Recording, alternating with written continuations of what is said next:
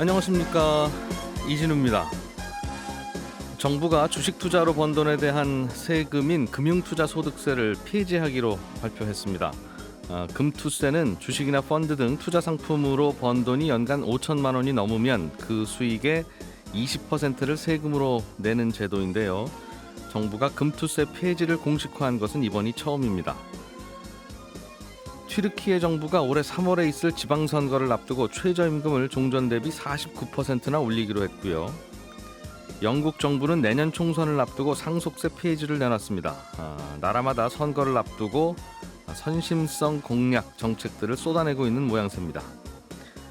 사우디아라비아가 지난해 국부펀드의 투자를 급격히 늘리면서 싱가포르를 제치고 투자액 기준으로는 세계 최대의 국부펀드로 등극했습니다. 세계 국부펀드의 투자 규모가 다들 줄어드는 동안 이 사우디아라비아의 국부펀드만 공격적으로 투자처를 확대한 결과로 해석되고 있습니다. 1월 3일 수요일 손에 잡히는 경제 시작합니다.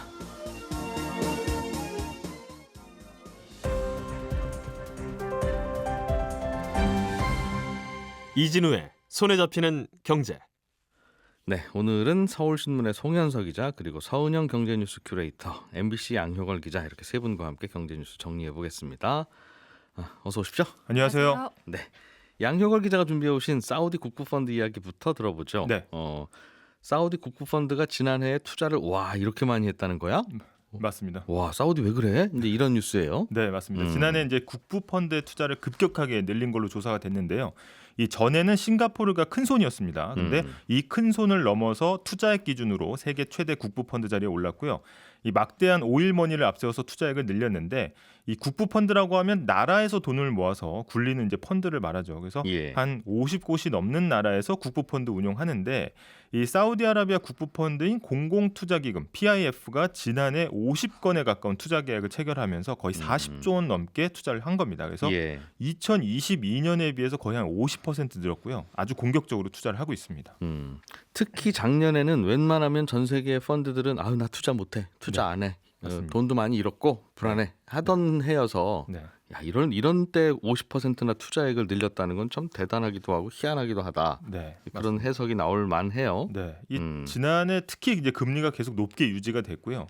이 투자를 할 수 있는 좋은 환경이 아니었습니다. 그래서 총 투자액 기준으로 보면 거의 한 20% 정도 쪼그라들었거든요. 근데 사우디는 50% 이상 투자액을 늘렸으니까 그 차이가 훨씬 극명하게 좀 보였던 겁니다. 그래서 전 세계 국부펀드 투자액의 25%, 그러니까 4분의 1이 이 사우디 주머니에서 나왔다고 볼 수 있거든요. 그래서 내용을 좀 살펴보면 어디에 투자한 거예요? 공격적으로 투자를 했습니다. 그러니까 지난해 보면 축구, 골프 같은 스포츠 대형 프로젝트를 벌였고요. 뭐 전 세계 축구팀도 사들이고 맞습니다. 리그도 만든다고 하고 사우디를 전 세계 최대 관광 국가로 한번 만들어 보겠다. 여기에 하면서 돈을 투자한 그거군요. 엄청 썼습니다. 그래서 지난해 6월에는 자국 4대 축구 클럽을 지분을 75%까지 확보하겠다. 뭐 이렇게 국부펀드가 밝혔고, 잘 알려진 거는 크리스티아노 호날두 선수를 단돈 연봉 2,700억 원에 모셔가기도 했습니다. 그래서 게다가 이제 미국 게임 업체, 철강 업체, 전기차 브랜드까지 투자를 계속했고요.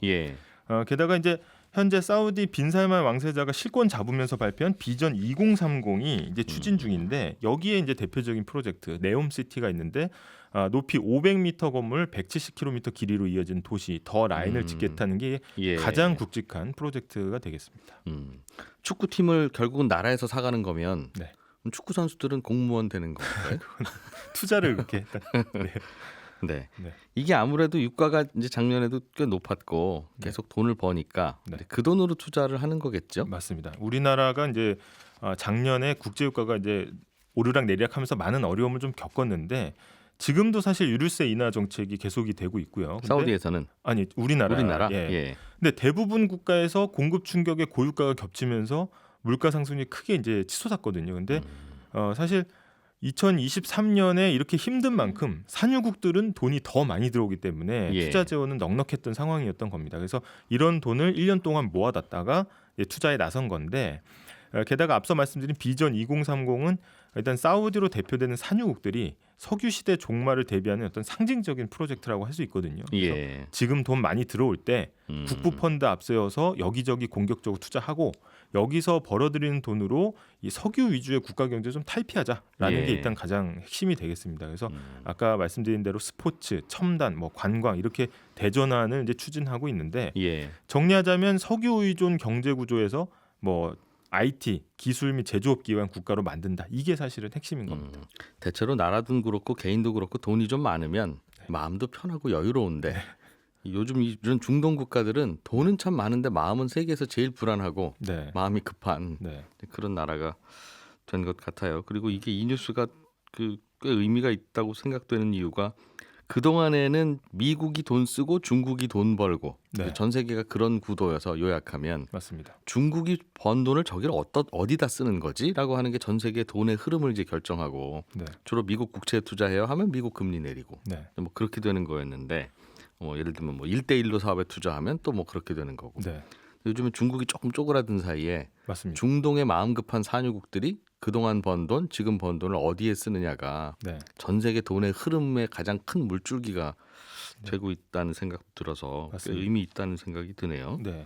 이러면 이제 국제사회에서도 사우디아라비아 그러면 어이구 웰컴 네. 어서 오십시오. 네. 저 형은 돈 많아. 네. 그런 분위기가 되겠어요. 맞습니다. 이게 입김이 세질 수밖에 없고 특히 이제 전 세계적으로 투자금이 위축되는 상황에서 오일머니가 이렇게 이제 굉장히 기세가 강하다 보니까 시쳇말로 우리가 돈 된 사람의 입김이 좀 커지는 모양새입니다. 그래서 지난해 말 우리 이제 부산하고 엑스포 유치 경쟁 또 붙었던 게 사우디 리야드였거든요. 예. 그래서 엑스포도 가져갔고 2034년에 월드컵도 가져갔습니다. 그래서 석유 시대 이후를 대비하려고 지금 석유를 엄청나게 팔고 있다. 돈으로 할 수 있는 건 다 하고 있군요 지금. 네, 맞습니다. 예. 근데 이제 또 하나 변화는 이 석유를 판 돈으로 투자를 공격적으로 하니까 이 돈을 받아든 서방 국가들도 눈치를 이제 슬슬 보고 있다는 거거든요. 그래서 얼마 전에 제28차 유엔 기후 변화 협약에서 당초에 화석 연료를 단계적으로 퇴출한다는 문구가 초안에 있다가 삭제됐었고, 근데 미국이나 유럽 연합이 이제 반발을 하니까 억지로 들어간 문구가 뭐냐면 정의롭고 질서정연하며 공평한 방식으로 에너지 체계를 화석 연료로부터 전환한다. 그러니까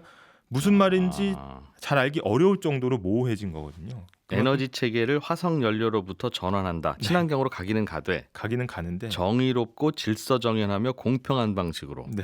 그러니까 뭐 사실 어떻게 가겠다는 건지 잘 모르겠고 그 말은 그동안 오염 물질은 미국, 유럽이 다 뽑아내놓고 다 쏟아내놓고 네. 공평하지 않게 다른 뭐 중국, 인도 이런 데서 줄이라고 하면 되느냐. 맞습니다. 정의롭지도 않고 공평하지도 않다. 네. 미국, 유럽이 다 알아서 줄이든가 돈을 내든가 네. 아니면 말든가 하자라는 뉘앙스가 강하게 들어있네요. 맞습니다. 그래서 과거에 이제 국제기구의 헤게모니가 일단 미국이나 유럽에 있을 때는 상상조차 할 수 없었던 것들인데 예. 이제 중동 오일머니를 투자금으로 받은 나라들이 좀 꼬리를 내린 결과 아니냐 이런 해석들이 나오고 있습니다. 그렇군요. 야, 우리나라도 그럼 이제 사우디 투자도 어떻게든 받아야 되고 네. 이제 전 세계가 이제 여러 가지 그런 이제 문제가 됐겠어요. 네. 요즘은 안 그래도 스타트업들도 돈이 많으면 네.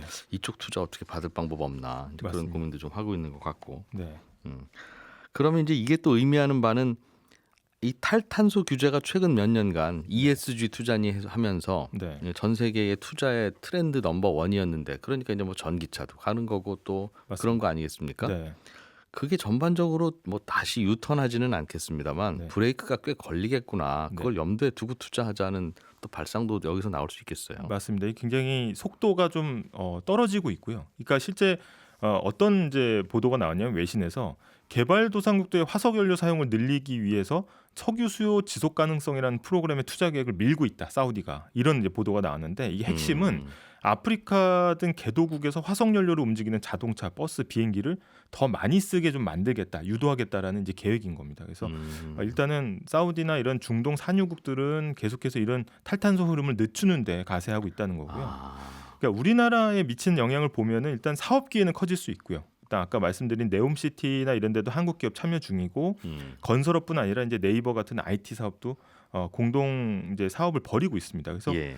아까 말씀하신 대로 중국 경제가 이제 부진하면서 좀 대안적인 투자가 좀 필요한 상황이었거든요. 이런 상황에서 좀 돌파구를 마련할 수 있는 기회가 될 수 있다. 그리고 과거에는 중동 건설 붐이 뭐 건설의 한 2차, 3차 시공하는 역할이었다면은 예. 지금은 과거와 달리 좀 이제 우리가 좀 주도적으로 고부가 가치를 투자 기회를 얻을 수 있는 기회 아니냐 이런 전망도 나오고 있습니다. 그러니까 개도국들한테 사우디가 투자하면 그 나라들이 경제 발전할 거고 그 나라들이 경제 발전하면 그 나라에서 버스도 사드리고 택시도 사드리고 하면서 휘발유 석유 많이 쓸 테니까. 네, 맞습니다.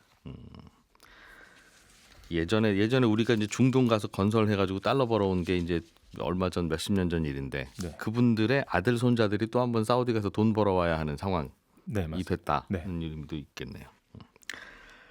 자, 또 하나의 소식, 서은영 큐레이터가 준비해 오신 소식인데 금융투자소득세, 금융투자로 번 돈에 대해서 양도세를 어떻게 매길 거냐 여기에 대해서 아예 비과세하겠습니다라는 발표를 갑자기 어제 했어요. 네, 원래는 시간 흐르면 내년에는 도입될 예정이었죠. 여야가 합의해서 통과한 1년 법이니까. 앞둔 시점이었어요. 내년 1월 1일부터는 이제 이 도입이 될 거였는데 이게 처음에 금투세 도입하기로 하고 법 개정했을 때는 원래 2023년부터 시행하기로 했다가 이게 여야 합의로 2년 늦춰서 내년이 됐던 거였거든요. 근데 이제는 아예 폐지하겠다 이렇게 얘기가 나온 겁니다. 금투세는 이제 주식, 펀드, 파생상품 같은 금융상품에 투자해서 벌어들인 수익이 5천만 원을 넘었다. 그럼 이때 내는 세금인데요. 대략 한 25% 안팎의 세금. 네, 그렇습니다. 그러니까 5천만 원까지 벌었으면 비과세지만 거기 넘으면 이제 최대 25% 넘게 세금을 내게 되는 겁니다. 지금 우리나라에서 주식 투자자한테 부과하는 세금은 두 가지인데요. 이게 거래세와 양도세 이제 두 가지거든요. 근데 대주주가 아닌 개인 투자자라면 아마 양도세 내보신 적 없을 거예요. 그러니까 주식 투자로 돈을 엄청나게 많이 벌어서도 양도소득세를 안 냅니다. 근데 대신 매매할 때는 모든 투자자가 거래세를 내죠. 그러니까 손해를 봤어도 거래대금에 비례해서 세금을 내는 구조인데 그러면 이제 사실 조세 정의를 우리가 떠올려 보면 원래는 이제 소득이 있는 곳에 세금을 낸다라는 게 원칙이잖아요. 지금도 그렇고 앞으로도 그렇고 주식 투자로는 아무리 돈을 많이 벌었어도 세금이 없습니다. 그 얘기죠? 그렇죠. 맞습니다. 그래서 이걸 그대로 이제 대입하면 주식 투자로 돈 많이 벌었으면 수익에 대해서 이제 세금을 내야 하는 것인데 안 내는 거고 또 손해 보고 주식 파는 사람은 거래세를 안 내거나 거의 안 내게끔 고쳐야 되는데 이 부분에서는 아직 좀 명확하지는 않습니다만 그래서 금투세를 이제 도입을 하려는 것은 결국에는 이제 이 문제를 해결하려는 거였거든요. 그래서 주식 투자하는 분들은 마음으로야 불편하죠. 돈 좀 오랜만에 벌었는데 이걸 또 세금을 떼네 이제 이래 불편하긴 한데 맞습니다. 사실 모든 세금이 다 불편하죠. 그렇게 생각하면 월급 받고 나서 열심히 한 달 내내 일했는데 여기서 뭘 떼나 싶기도 하고. 그러나 이제 다 세금 내는 건데 그러니까 그냥 그게 옳은 방향이고 바른 방향이라고 생각해서 여야가 합의해서 하기로 했던 건데 왜 갑자기 이걸 안 걷는다고 그런 거예요? 일단은 지금 증시 상황이 너무 안 좋다. 이 이야기를 이제 좀 대표적으로 하고 있습니다. 그러니까 개인 투자자들의 세금 부담을 낮춰서 일단 증시 이탈을 좀 막아보겠다. 그렇게 해서 증시도 활성화하겠다라는 논리인데요. 일단 첫 번째로 이제 그럼 개인 투자자들의 세금 부담이 정말 이 금투세를 도입하지 않으면 낮춰지냐? 사실 이제 금융투자로 5천만 원 이상을 벌어야 내는 세금이잖아요. 그러면 대략 정말 이 투자 잘하시는 분이어도 3억에서 5억 원 이상을 투자금을 운용을 해야 이 세금을 낼 영광을 얻을 수 있다라는 이야기거든요. 그런데 이 주식 양도소득세 납부자 기준으로 보면 지금 주식 양도세 내는 투자자가 이제 대주주에 해당하시는 분들이죠. 15,000명 정도인데 금투세가 도입되면 15만 명 정도로 늘어난다. 한 10배 정도 늘어난다. 이게 기재부 설명입니다. 그런데 지금 국내 증시에 있는 개인 투자자를 어림잡아서 이제 한 1,400만 명 정도라고 하는데 이 중에서 15만 명이라고 하면 개인 투자자 중에서도 상위 1, 2%에 해당하는 거죠. 그러니까 상당히 이제 고액 투자자에 해당이 되는 거고 물론 이런 상위 1%가 세금 부담 낮추려고 주식을 죄다 내다 판다. 이러면 주가가 떨어지면서 개인 투자자들의 손실로 이어질 수는 있겠죠. 그래서 증시를 활성화하려면 이렇게 상위 1%라도 주식 안 팔게끔 금투세 물리지 않아야 한다. 이게 정부 논리입니다. 대주주 양도 차익에 대해서 세금 내는 거는 세금 과세, 그러니까 세금 걷는 컨셉이 잘못된 게 아니라 연말에 하루 그날 갖고 있으면 세금 아니면 아니고 주식을 아무리 많이 갖고 있어도 괜찮은데 특정 종목만 10억이 넘으면 얘는 대주주 이게 이상하니까. 맞습니다. 그거 좀 고치자. 그리고 시골 집은 1,000만 원에 사서 2,000만 원에 팔면 또 그 차익에 대해서도 세금 내기는데 왜 주식은 1,000만 원에 사서 2,000만 원에 팔면 그 세금을 안 내냐 하는 거에 대해서 아무도 설명을 못 하잖아요. 맞아요. 조세 형평성 문제가 있죠.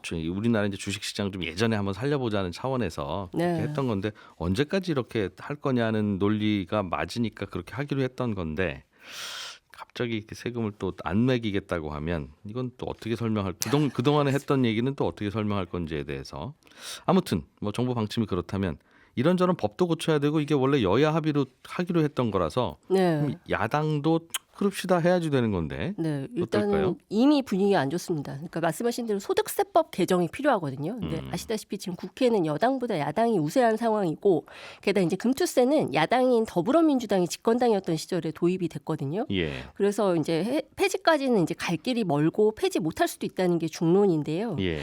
금투세 도입 시기를 내년으로 연기하면서 이제 당시 정부 여당하고 야당하고 합의했던 게 뭐냐면 대주주 기준은 굳히지 않겠다라는 거였거든요. 그런데 2주 전에 정부가 이 대주주 기준 확 완화했잖아요. 10억에서 50억으로. 그거는 이제 연말 하루 갖고 있는 거 가지고 세금 매기고 안 매기고 하는 그런 불편한 게 있으니까 네네.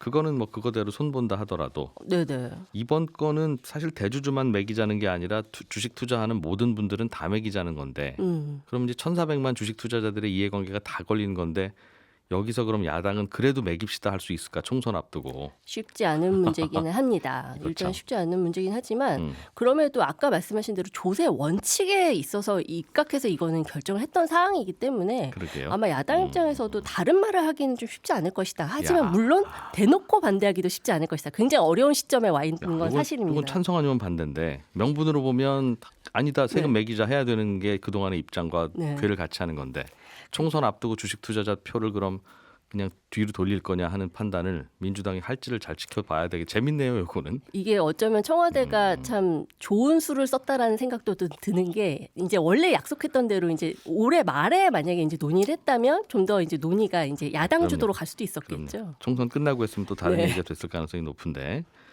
아무튼 하여튼 2024년 선거 때문에 여러 나라들이 요즘 다양한 정책들이 쏟아지고 있다는 거예요. 튀르키예는 최저임금을 한 50% 올리겠다고 발표했나 봐요. 네, 지난해 6월 기준으로 튀르키예 월 순수 최저임금이 우리 돈으로 49만 8,500원이었는데 예. 올해 1월 1일부터 이걸 약 75만 원까지 49% 올리기로 했습니다. 지난해 1월에 비하면 100% 정도가 오르는 셈이거든요. 근데 사실 튀르키예 정부가 이미 지난 1년 동안 최저임금을 2번이나 인상을 했어요. 그런데 이번에 또 인상하는 건 물가 상승과 인플레이션을 고려한 것이다 라는 예. 게 정부 설명이지만 사실상 튀르키예 정부가 올해 3월에 지방선거를 앞두고 포퓰리즘 정책을 내놓는 것이다 라는 해석이 지배적입니다. 지금 수도 앙카라 그리고 최대 도시인 이스탄불은 다 야당이 차지하고 있거든요. 그래서 에르도안 이 튀르키예 대통령이 이번 지방선거에서 이걸 빼앗아오겠다 굉장히 벼르고 있습니다. 예. 그럼 최저임금을 올리면 실제로 노동자들은 좋은 게 아니냐 할 수 있겠지만 시장 분위기는 사실상 그렇진 않습니다. 왜냐하면 임금이 인상되면 인플레이션이 더 심해질 수 있다라는 우려가 있거든요. 그리고 최저임금 인상률이 이번처럼 50%씩 오르게 되면 중앙은행이 금리를 또 예상보다 더 인상할 수도 있고요. 예. 그럼 중산층의 실질적인 구매력도 더 떨어질 수 있다. 이런 예상도 나오고 있습니다. 영국도 총선 앞두고 비슷한 정책을 내놨다고 해요. 네, 영국 보수당 정부가 상속세 폐지안을 검토하고 있는데요. 예. 이 영국 상속세는 우리 돈으로 5억 5천만 원을 초과하는 유산에 대해서 40% 표준 세율로 부과하고 있습니다. 그래서 영국 정부가 상속세로만 걷어들이는 수입이 연간 우리 돈으로 1조 8천억 원 수준이었거든요. 예. 그런데 여기도 공교롭게 내년 가을에 총선이 있습니다. 그래서 총선을 앞두고 이 리시 수넥 총리가 이끌고 있는 보수당이 지금 제1야당에게 지지율이 계속 밀리고 있어요. 그렇다 보니까 이제 상속세 폐지 이야기까지 내놓은 거고 영국 정부가 상속세 폐지를 약속을 하면 줄어드는 세수가 우리 돈으로 뭐 13조 원 정도 되는데 역시 튀르키예처럼 총선을 앞두고 여당이 민심을 잡기 위해 내놓은 정책이 아니냐 이런 지적들이 많습니다. 그러게요. 최저임금도 어떻게 할지는 당연히 고민해야 되고 상속세도 뜨거운 토론이 필요한 거고 네. 우리나라 금투세도 지금까지는 안 매겼으니까 안 매길 때는 이유는 있겠는데 왜 이런 중요한 문제들이 전 세계에서 다 총선과 선거를 앞두고만 항상 이런 게 중요한 문제가 도마 위에 오를까 네. 하는 궁금함이 든다는 거죠. 우리는. 일본의 지진 소식은 좀 업데이트를 해주시면 좋겠는데 경제에 미치는 영향을 중심으로 보면 어떻단 겁니까? 일단 이 규모 7.0의 강진이 발생한 지진 지역이요. 이 혼슈 서부 해안을 강타한 지역이었고 이 지역이 일본 IT 소재, 부품, 장비, 소부장 업체가 몰려 있는 지역입니다. 예. 그렇다 보니까 공급망에 차질이 생길 수 있다 이런 우려가 있는 겁니다. 사실 2011년 동일본 대지진 때를 떠올려 보시면 당시에 후쿠시마 인근의 자동차 업체들이 굉장히 밀집해 있어서 자동차 공급망에 분명히 문제가 있었거든요. 근데 이번 지진이 발생한 이 이시카와 현을 보면 도시바, 샤프, 파나소닉 홀딩스, 재팬 디스플레이 이런 대형 업체들이 집중적으로 몰려 있습니다. 지금 도시바는 여기서 전력용 반도체 만들고 있고 재팬 디스플레이는 TV용 LCD 패널을 만들고 있고요. 이런 공장들이 밀집해 있는데 물론 반도체나 디스플레이 공장은 내진 설계가 필수적이기 때문에 당장 피해 가능성이 크다고 보긴 어렵지만 이번 지진 규모가 워낙 컸습니다. 그리고 추가 강진 우려도 있기 때문에 안심하기 어렵다라는 우려가 나오고 있고 만약에 이게 정상화가 더뎌진다 그러면은 분명히 한국에게도 영향을 미칠 수 있다 이런 우려가 있습니다. 지금 피해 상황을 파악하는 데에도 좀 시간이 걸릴 것 같은데요. 일본이 원래는 새해 첫날부터 뭐 짧게는 3일에서 길게는 8일까지 연휴가 있기 때문에 현재 공장의 피해 상황을 정확히 분석할 만한 인력도 부족한 상황입니다. 그래서 어제 우리나라 증시에서는 이 피해 업체들이 몰려 있는 요 업종 반도체 소부장 종목들은 또 꽤 많이 오르더군요. 네. 냉정한 주식시장. 그동안 전 세계에서 전기차 하면 항상 테슬라가 1등이었는데 네. 물량 기준으로도 그렇고 금액 기준으로도 그렇고 뭐 화재 중심인 기준으로도 그랬는데 네. 이게 물량 중심으로 보면 이 공식이 깨졌나 봐요. 네, 전기차 하면 테슬라. 이 공식을 깬 건 중국의 전기차 업체인 비아디입니다. 예. 요새 거리에서 좀 보셨을 것 같아요. 근데 지난 4분기 판매가 테슬라를 추월하면서 세계 최대 전기차 업체 등극을 눈앞에 두게 됐습니다. 비아디가 지난 4분기에 판매한 전기차는 52만 6,409대. 네. 근데 같은 기간 팔린 테슬라는 48만 3,200대로 추정이 됩니다. 비아디가 이 하이브리드 자동차도 판매하고 있거든요. 전기로도 가고 기름으로도 가고. 맞습니다. 예. 근데 지난 한 해 동안 판매한 하이브리드 자동차가 140만 대예요. 그래서 하이브리드까지 포함을 하면 이미 2022년 상반기에 테슬라 판매량을 추월했다 이렇게 보여지고 예. 분기별로 계산했을 때 테슬라를 추월한 건 지난 4분기가 처음입니다. 근데 비아디가 이렇게 예상보다 테슬라를 빨리 앞지를 수 있었던 여러 가지 이유가 있는데 일단 중국 시장 자체가 전 세계에서 가장 큰 전기차 시장이라는 점이 있고요. 예. 또 중국 당국이 전기차 업체에게 이제 인센티브를 두둑하게 안겨주면서 이제 휘발유차보다는 전기차 업체 먼저 성장할 수 있도록 이게 도움을 준 부분이 있습니다. 무엇보다 비아디라는 회사가 원래는 배터리 회사였어요. 이게 이제 시장 점유율을 확 뛰게 한 근본적인 비결로 이제 분석이 되는데 일반적으로 테슬라 같은 전기차 업체는 배터리를 외주 업체에 의존할 수밖에 없거든요. 예. 근데 비아디는 배터리를 자체 조달한다는 부분이 아무래도 이렇게 전기차를 생산하고 판매하는 데 가장 큰 이점이 되지 않았나 이렇게 분석이 됩니다. 네. 친환경의 흐름에 가장 큰 도전을 받는 나라가 중국일 줄 알았는데 네. 또 여기 이런 업종에서는 또 기회가 되기도 하나 봐요. 맞습니다. 예. 짧게 이제 겨울방학이 시작되면서 해외여행 계획하는 분들도 많으실 텐데 이런 거 좀 주의해 주세요라고 할 만한 것들이 있습니까? 네, 뭐 해외여행 갔다가 뭐 젤리나 초콜릿 이런 거 그냥 생각 없이 사올 수 있는데요. 예. 이런 것 때문에 처벌을 받으실 수 있습니다. 미국 일부주나 캐나다, 태국 같은 일부 국가에서는 기호용 대마가 합법화되어 있잖아요. 네. 굉장히 여러 가지 형태로 제조되고 있는데 아하. 국내에서는 이게 다 이제 불법이기 때문에 대마 성분 들어있는 거 자칫 사 먹거나 소비하거나 갖고 오면 안 된다. 절대 안 된다. 그런데 현지에서 사 먹는 것도 예. 현지에서 구매하는 것도 사후에 처벌을 받을 수 있습니다. 우리 국민은 우리나라 법 따라야 되니까 밖에 나가더라도. 맞습니다. 결국은 우린 돌아와야 되니까요. 네. 실제로 세관에서 적발돼서 처벌되는 사례가 꾸준히 있습니다. 대마가 들어간 식품이나 제품에는 대마 잎 모양의 그림이나 사진이 포함이 되어 있으니까요. 조심하자. 여행 가서도 주의하시는 게 좋겠습니다. 예. 예, 저희는 또 내일 아침 8시 30분에 모여서 경제 뉴스 재밌고 유익하게 전해드리겠습니다. 이진우였습니다. 고맙습니다.